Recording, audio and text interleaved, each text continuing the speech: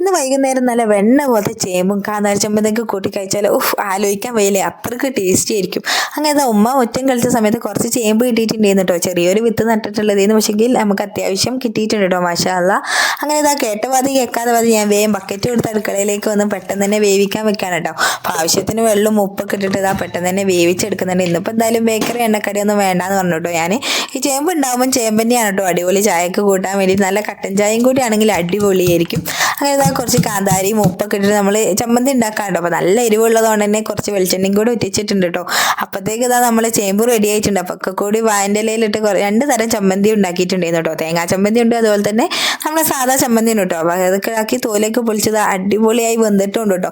പെട്ടെന്ന് തന്നെ വെന്ത് കിട്ടുകയും ചെയ്യും. അപ്പോൾ നല്ല ടേസ്റ്റ് ഉണ്ടായിരുന്നു കേട്ടോ. നമ്മൾ എപ്പോഴും ബേക്കറി ഒക്കെ കഴിക്കുന്നതിനെക്കാട്ടും കൂടുതൽ നല്ല ഇങ്ങനെ കിഴങ്ങൊക്കെ കഴിക്കുന്നതാണ് കേട്ടോ. അപ്പോൾ നല്ല ടേസ്റ്റ് ഉണ്ട്. അപ്പോൾ ഇതൊക്കെ ഇഷ്ടപ്പെടുന്ന ആരെങ്കിലും ഒക്കെ ഉണ്ടെങ്കിൽ ജസ്റ്റ് ഒന്ന് കമൻറ്റ് ചെയ്യാം കേട്ടോ. ഒരു ലൈക്ക് ചെയ്യാൻ മറക്കല്ലേ. ഓക്കെ.